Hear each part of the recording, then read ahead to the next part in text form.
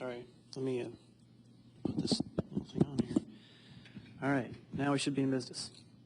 Okay, so last time I showed you guys the setup for Cadence, and hopefully a couple of you were able to try that. There was some issue with at least one of the files having some bad line endings on it, and I think I fixed it, but I don't know of anybody who's tested it yet. So if you guys can test that, you know, whenever, that would be great. By the way, has he given the first project yet? Yeah. When does it due? 8th of April? Okay, so about a week and a half or so for now, something like that.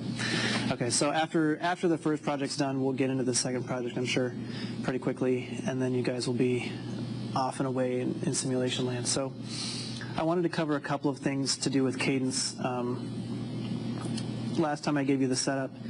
Today I'm gonna do more intro to that, but I wanted to write a couple things down first. So first off, when you're creating a library, it will ask you what tech file you want to associate with. And that tech file basically gives it rules on how big things can be, and also things like how the gate capacitance works for a specific technology. For us, we're not going to use one because we have a different way of doing it. So what you need to suggest, or to do when you first create a library, and I will show you this in just a second, is you select do not need process information. And we're going to incorporate this information in a different way. Basically, like I said, it gives you size information and capacitance, stuff like that. So this information is going to come, for us, it's going to come from, we will enter sizing information when we put in the first transistor, and other process information is going to come from this other file that we attach when we do this simulation. And let's see.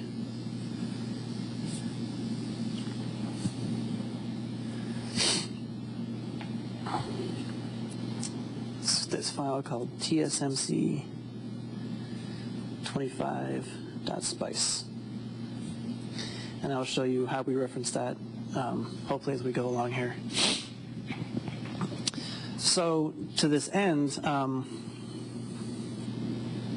when inserting a transistor for the first time in a schematic,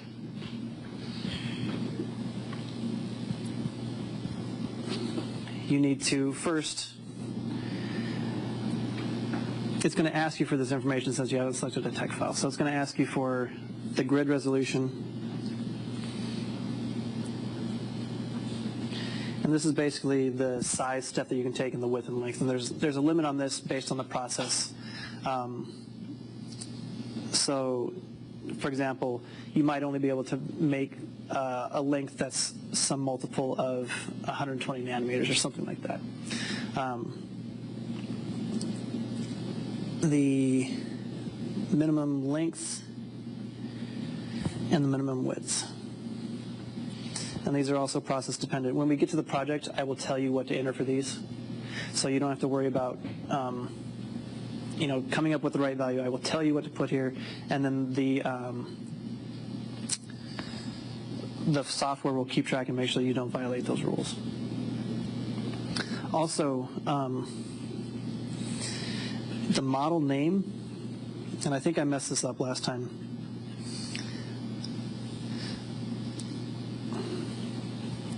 Let me make this comment first. You need to be using the NCSU analog parts when you enter the transistors, and I would just use that for everything. And the reason why is because this lets you change the model name to the appropriate value. So you select user defined, and then you will enter NFET for an NMOS device. Whoops. FAR. I'll leave that. NMOS device. And PFET for PMOS device.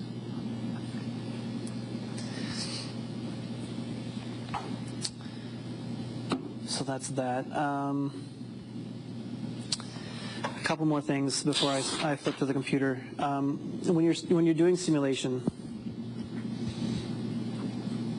and I'm writing this all down so that I can scan it later and so that you've seen it, and so when I go to do it on the computer, it will be the second time that you've heard me say it, at least, hopefully. You need to change the simulator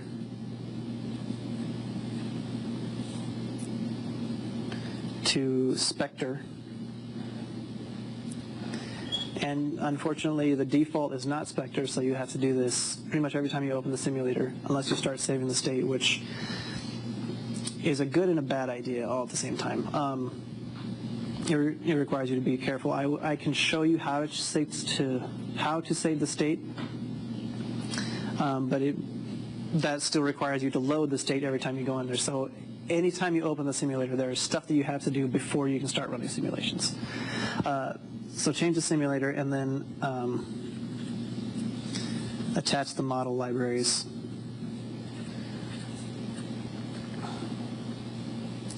And this is the tsmc25.spice file, which has those model parameters that tell it how to deal with stuff.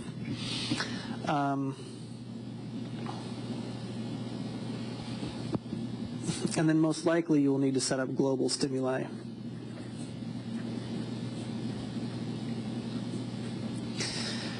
Thankfully, all this stuff is in the same menu, so you can go ahead and just, you can do this one, wait for it to finish, you can do this one, wait for it to finish, and this one, wait for it to finish, and then that's the only time you actually have to touch that menu. So 3 steps before you run simulations, and you're good to go. So hopefully we can keep that straight. I don't think there's anything else that I need to show you beforehand. So now I'm going to switch to the computer, and we're going to go ahead and just I'm going to show you this stuff that I just outlined as I show you a couple of other things, like creating the libraries, the schematics, stuff like that. I know that I showed you a little bit of this before, but there's no harm in showing you again. Okay. So hopefully you have everything set up. You can go to XWin and attach, or not attach. I always do that. Sign into this to the Viterbi machines. If I can remember my password. Is that it? Yes. Okay. So your prompt might look a little bit different. I've customized mine so that it tells me what machine I'm on, just to make my life a little bit easier, because I use multiple remote computing environments at the university. So, hello. When you're starting Virtuoso, you always change into the CDS directory. This is in those instructions. And then it's easiest to run it in the background so you still have access to the command line as you're using the software, and that's what the ampersand at the end means. So when I do this, it's going to start up Virtuoso and hopefully do a bunch of good stuff.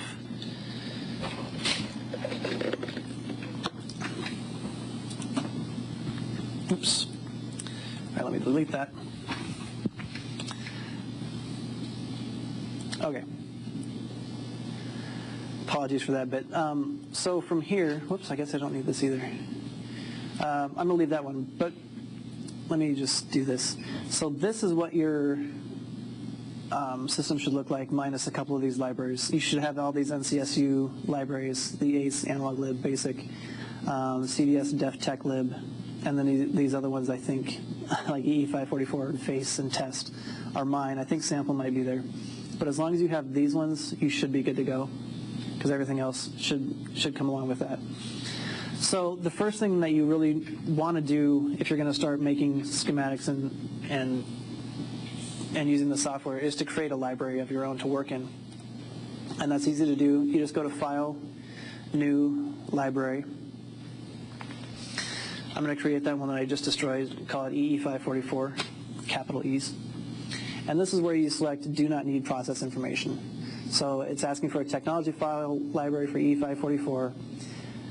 The options are to compile from some text file, reference an existing library, attach to an existing library, or do not need process information. We're going to select do not need process information.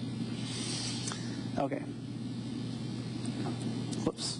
So now if I find that library in this list, E544, it has no cells and no views. So the next thing that you want to do if you actually want to create a schematic is you want to create a new cell view. So this allows me to put it in EE544, the type of schematic. That's usually the first type that you want to create here. I'm going to call this an LNA. It's probably not going to be a very good one, but we'll see what happens. So now hopefully it's opening that. There we go. So this is your schematic environment. And the first thing that I want to do is go ahead and insert a transistor so that I can get those sizing constraints in. So this is the, sorry, this SmartLink thing is sitting over top of what this window is called, but it's the component browser. You want to grab your parts from NCSU analog lib, and once you've selected that, it's easiest to flatten that library so you have a list of everything. I think it's easiest. Maybe you think it's not. But I'm just going to select this NMOS transistor, and now it's going to ask me for this stuff. So I'm going to leave model prefix name unassigned. My grid resolution is the sizing step that I can use. So if I want it to be 100 nanometers, I'm going to put 0.1 because these are all given in microns. If I want my minimum length to be 200 nanometers, I put 0.2. And if I want my minimum width to be 300 nanometers, I put 0.3. So now it's populated all those values with 300 nanometers. So it makes them the minimum that it can be off the bat. And then the final thing that I told you to do is you have to change the name of this transistor to NFET. So under this model type here, you have to select user. And then right here in this box that now becomes available, you type NFET. That's it. Okay. So now I can go ahead and add this transistor to my circuit. Okay. So it's, I don't know how well you can see this. Let me zoom in here. Zoom in. There we go. So it's got the model name, the width labeled, the length labeled, and it's given it a name, the actual component name of M0. And this M, this is a multiple. You can have inside the properties of this, you can put multiple of these in parallel. If I can find that. Where is that? Oh, multiplier. So this will just put multiple transistors of the same size in parallel at that without having to draw them in there. I don't usually use that. You can if you want to. Okay, so that's the transistor. So let me go ahead and just kind of draw some more stuff here. So if this were going to be, let's see. I'm just going to zoom out so that I have some more room. So if I were going to attempt to make this some sort of an LNA, things I might need would be, I'm just going to make this a really simple attempt at an LNA. It's going to work poorly because I haven't done any design on this. But I might put a resistor here and a resistor here. And then to do a wire to connect things, you can either click on this thing right here or just hit W, and that opens this wire dialog. You can just start clicking on nodes to connect them. And if you want to make a wire to nowhere, you can start on a node and then just double click where you want it to end. So, let's see. Okay, now to get this thing to work, I might need some biasing, so let me go ahead and put in some no good biasing. A bias right here. So this is a bad bias network because it's going to waste a lot of power. But I'm going to use it because I don't have to do a good job here. I'm just trying to show you how to use the software. I'm going to connect these guys down here. I'll connect this up here.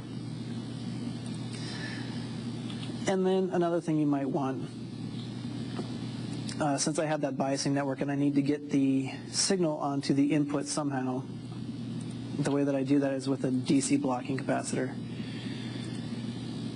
so that it doesn't feed back to the input. So, whoops. Now I'm at a point where technically this down here should be ground. There should be some power coming in up here. This is my input that I want, and this is my output that I want. So now what I want to do is actually create what's called a symbol view for this thing, but in order to do that I need to define a couple of other things, and those are called pins. So to do that I go to this create pin, or I can just hit P on the keyboard.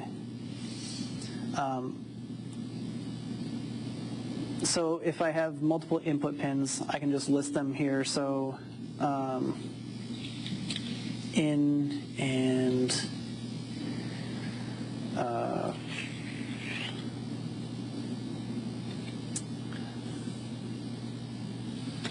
sorry, I'm trying not to collide with names that are already in use.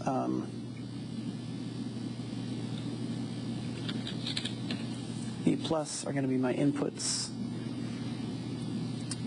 Okay. So there's input, there's V plus. Oh no. Cadence will do this to you, it's very helpful. Not really. So where did that guy go?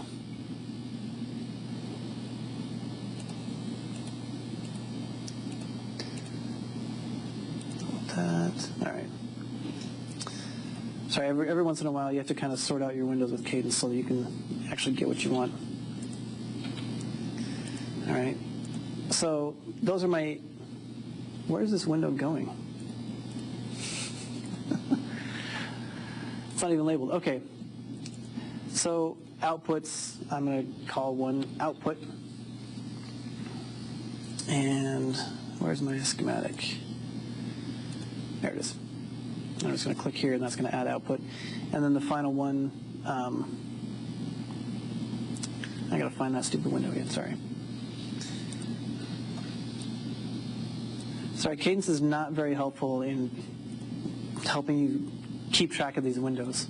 I'm going to call it input, output, ground. Actually, I'm going to call it V minus.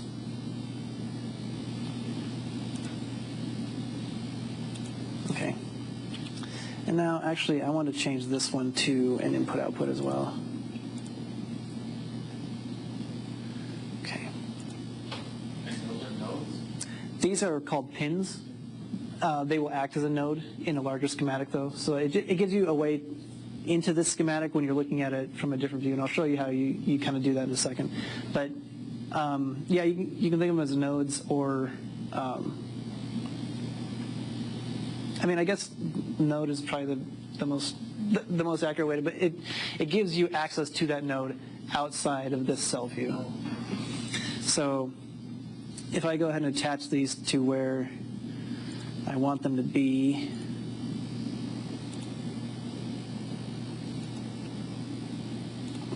right there. Okay, so now I have all this stuff kind of, whoops, not what I wanted to do there. No, what are you doing? Oh my good God.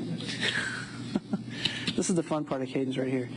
Go, delete, delete, delete. I'm trying to drag that pin down so it's in a spot that makes sense, and I'm getting all this extra wire. There we go.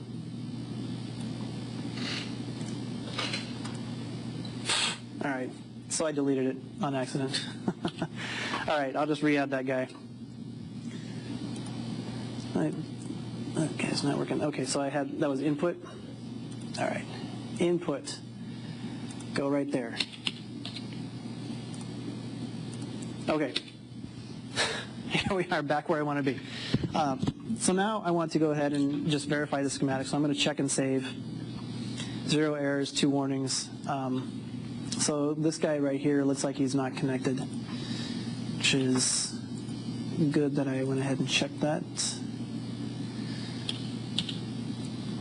So I can just rewire it to make sure that it is connected. Check and save, and that guy went away. If I find this window, I want to see something like this. It says, getting schematic property, bag getting, blah, blah, blah. Schematic saved, and I want to see nothing after it. So in that previous one where I had that error, it told me this. It told me that there was a net, where is it? Floating input-output on R2. So if you have anything like that, you're probably going to have issues. So just look for those things in there. Okay, so now what I can do, now that I have these pins in here, I can go ahead and create a cell view from cell view. So since I had the schematic open, it's going to create another type of view from this schematic. And the type that it's going to create is going to be a schematic symbol. Okay. And now it brings up this dialog that has you kind of define where you want these pins.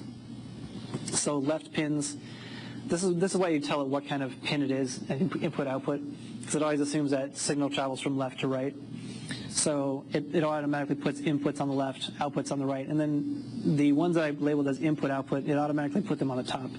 I want to move one down to the bottom, just so I have some balance.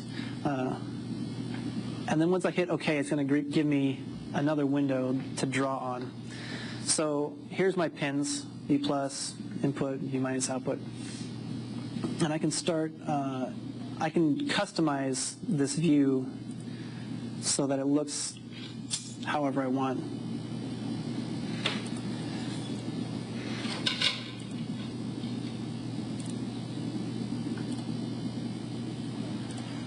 So there's that.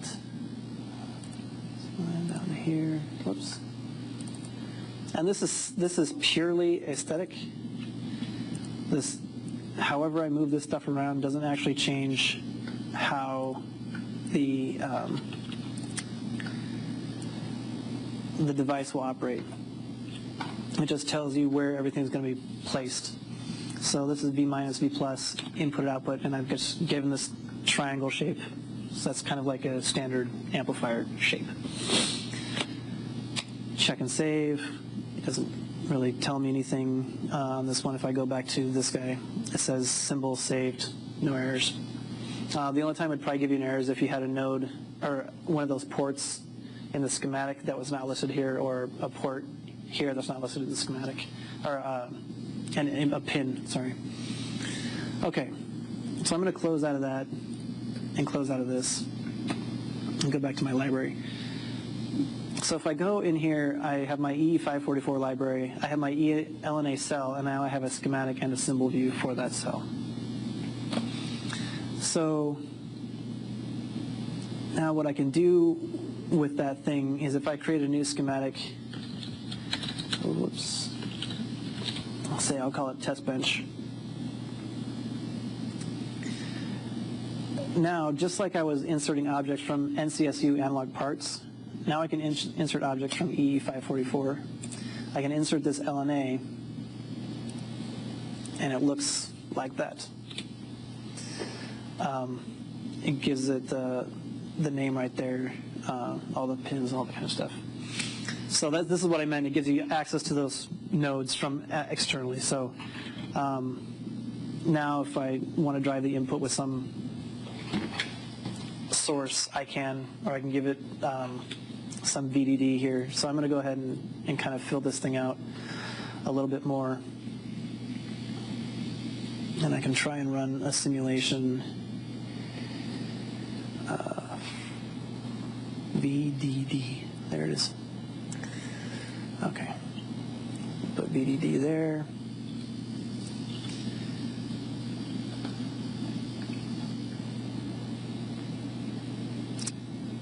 There's ground. A ground there. Go ahead and connect those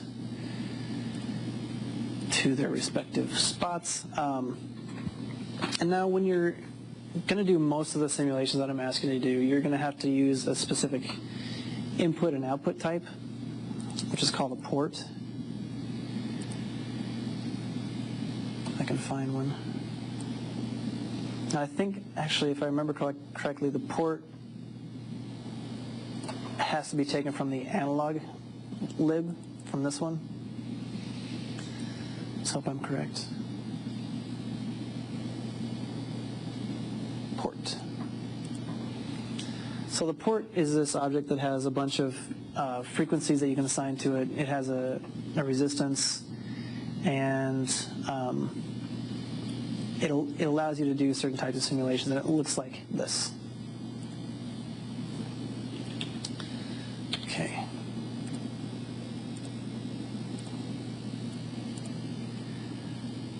So you do have to connect it to ground on the other side if you want it to be measured relative to ground.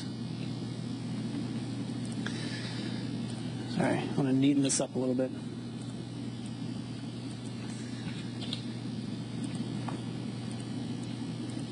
You guys will notice when I draw these schematics, I never put two wires coming into the same, I never make a junction that's more than 3 wires. And that's because in the past I've had problems with it analyzing that correctly. And so in order to keep myself from headaches, I don't do it. You're welcome to try it, but at your own risk, hopefully. Okay, so I mean, getting back, it should work. I don't know why it doesn't, but just in the past, when I've had like 4 wires coming in the same spot, it's complained at me, and I've had to separate them out into 2 separate nodes like this. All right, so that's schematic creation and that kind of stuff. One thing to note here, if I want to go down into the cell view for this thing, I can either descend edit or descend read. So all I did was click on the LNA, and then I did a right click on it, and then I can descend into it to look at what it looks like. But I'm going to open it in a new tab. So there's that horrifyingly bad LNA that I made up before. And it creates the tabs up here. So I'm going to simulate from this level. And I need to get my instructions for that. I don't need the instructions to show you the stuff that I labeled before, but I do need to know how to actually run a specific type of simulation, just so that it works correctly, hopefully. So let me open that up really quick. Dropbox.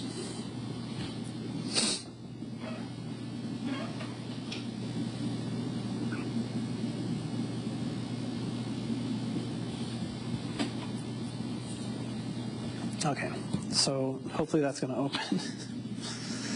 I should have opened that before and just had it ready to go. But it doesn't look like it wants to. But I can show you at least how to do the initial parts of this, which I wrote in the paper before. So, whoops, let me go a little slower here. Goodbye. So when you do want to simulate, you have to have the schematic that you want to simulate active. So I want to simulate this thing, so I have it as the current window. And I go to launch ADEL,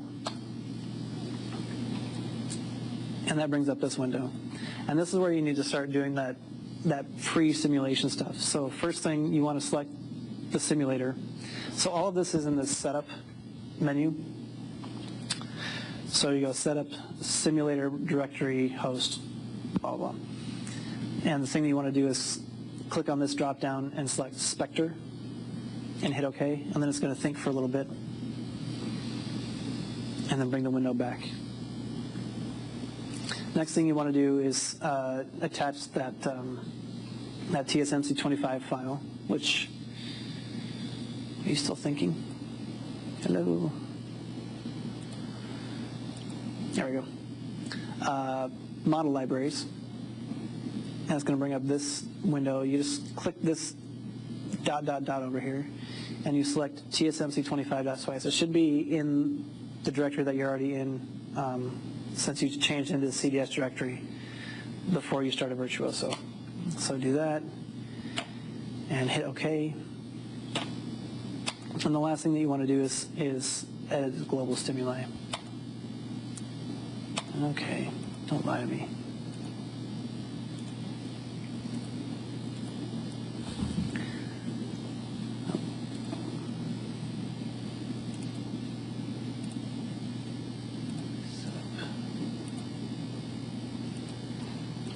Okay, this is the fun of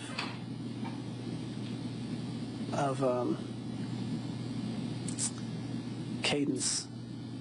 I just did this and it worked fine, by the way. Before I came to class, I must have done something slightly different.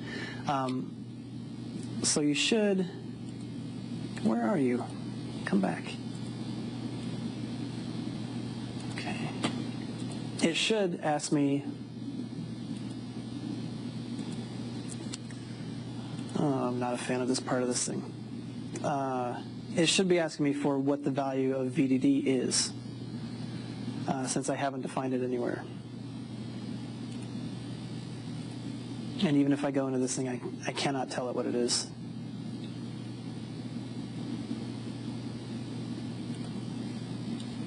Huh.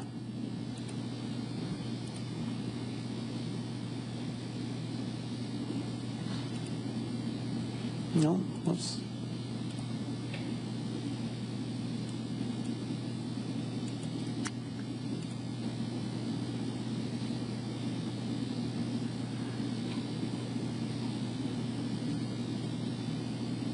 Let me think for a second.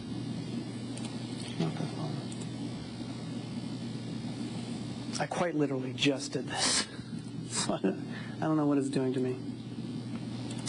All right. No, I do not want to save the current state. Let me try to do this stuff again really quick. If that doesn't work, then I think we're going to have to give up for today. Unfortunately, these issues, there's a new one every year, and it just depends on if I've seen it before, if I can fix it quickly. But it's one of those things where if I try to fix it for an audience, it's never going to work.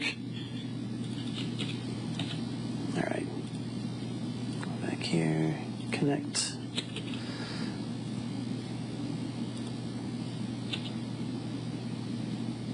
Okay. Now, unfortunately, I'm going to have to do all that setup again for this thing.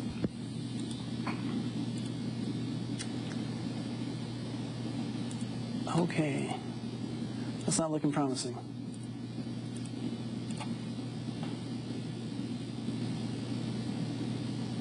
Okay. I'm just going to, I like to use this VDD thing because it allows you to set the value in the simulator, but apparently it doesn't want to work for me, so I'm going to get rid of it and use a different type of source so that I don't have to do that.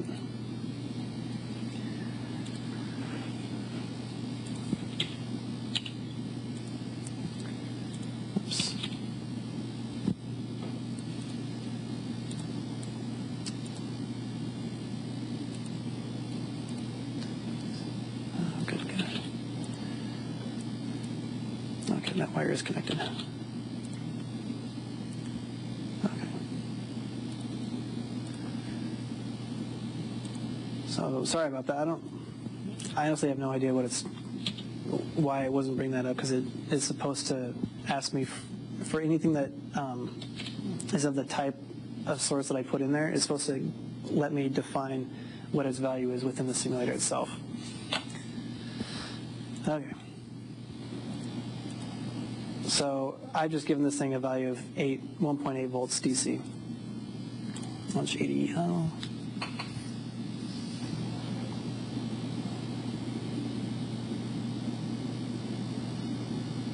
There we go. Okay. So once again, the setup simulator, inspector, think.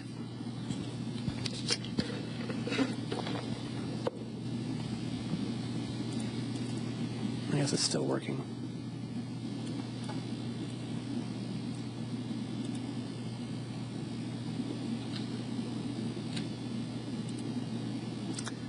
Model libraries. ESFC25.spice. Okay, now I should be good to go. So I'm going to show you a basic simulation, which is an S-parameter simulation, which will give you most of the stuff you need to know for an LNA type circuit. Anything that doesn't do any frequency conversion, this is probably one of the most useful simulations that you can do. So in order to do that simulation, I'm going to go to Analyses and click Choose. And it gives you a whole list of possible simulation types. I'm going to click on SP, which is the S parameter. And in order to do this one, this is where I need the ports. So I need to select them from the schematic. So it has this ports area right here. And I'm going to hit Select. And it's going to bring up the schematic. So I'm going to click on this one and click on this one. And so they're now selected. And so if I go back to my design environment, come on. There we go. Nope, not that one.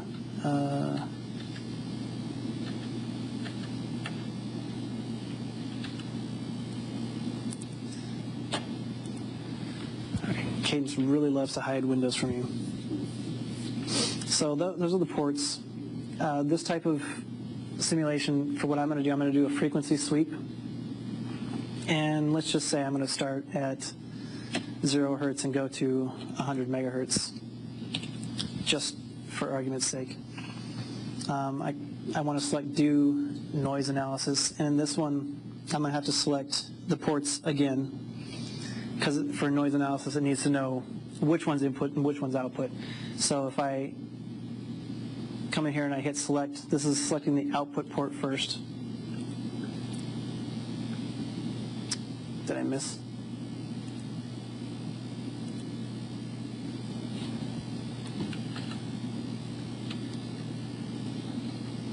I'm going to have to do that all over again, aren't I? There we go. Okay. I don't know why it really doesn't want me to find these little windows.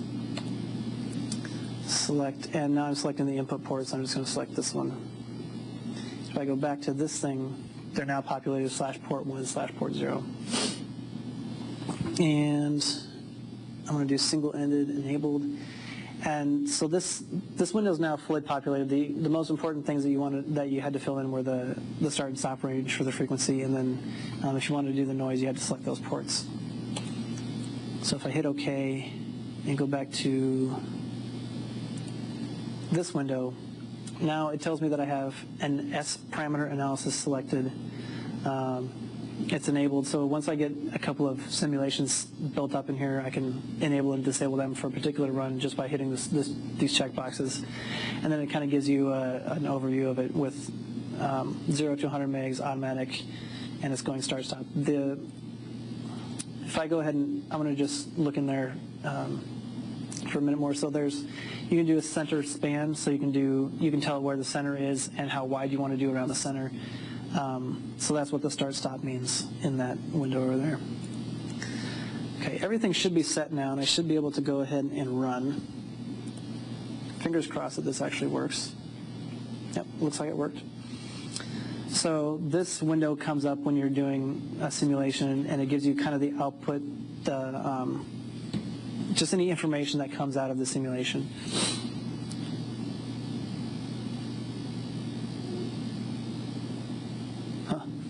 So that's the list of processors that may or may not have worked on this thing. But the real information is down here. So it's doing the frequency of 4 megahertz, all these that are listed. And did them very quickly, and then it came out and said it took 10 milliseconds to actually run the simulation. There's not really anything really interesting in this particular file. Other files there might be depending on what type of simulation you're doing. But now that you've run the simulation, what you probably want to see is the output, right? So in order to do that, you come back to the analog design environment window, and you go to results, and you go to direct plot and main form.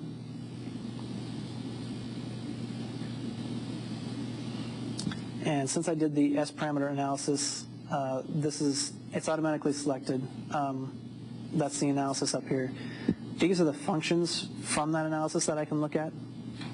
So these are S parameters. I can do Z parameters. I can do Y parameters, H parameters. This is the transducer gain, available gain, power gain, noise figure, if you want to look at that stuff, which you will have to do for the project. You'll have to do the noise figure. Voltage standing wave ratios, all that kind of stuff in here. But all of this stuff actually really comes from the S parameter analysis, except for the noise part. So if you're familiar with S parameters, there are 4 for a 2-port model. So there's S11, S22, S21, and S22. So S11 is basically has to do with the reflection at the input. So if I look at that, I'm going to look at it in dB20, so just in decibels. So if I hit that and hit plot, it gives me this plot. So over here is the S parameter. It gives you the unit millidecibels. And then down here it gives you the frequency range. So as it goes up, the S parameter, that particular S parameter went down. If I want to plot another one, say I want to,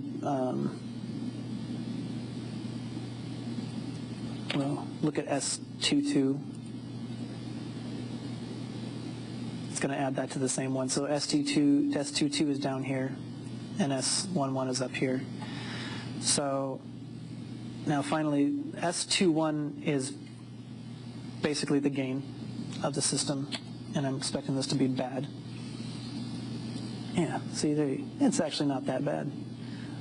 This is S21, I believe, and, well, I guess minus 70 decibels. Oh yeah, because it changed, as I went up, it changed this scale over here. It was millidecibels, and now it's kilodecibels, so it's much larger. So now, even though this looks like it's almost 0, it's actually minus. If you look down at if I hit that point, down here it gives you the readout. So I'm at 55.629 megahertz, and my gain for the system is minus 66 decibels. So that's pretty horrible for any LNA that you want, right? But that gives you an idea of how you do the plots and all that kind of stuff. Let me go ahead and look at a noise figure plot for this guy. And I'm going to do dB10, hopefully. Oh, this one I have to select the output, I believe.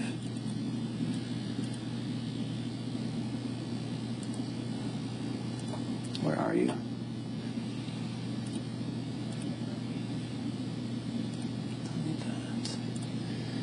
Let me get rid of some of this junk. Oh, thank you. All right, let me try that one again. Direct output, noise figure.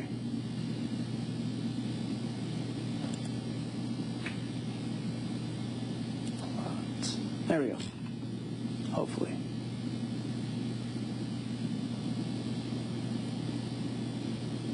Still thinking, I guess. All right, are you thinking or are you plotting for me?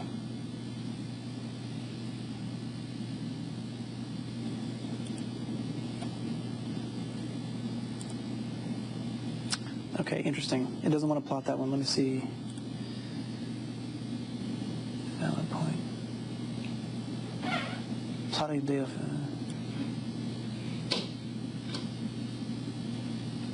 Okay, so it got some segmentation fault. I'm going to have to figure out why it's doing that for the noise figure, but it gives you an idea of how to run the simulations, and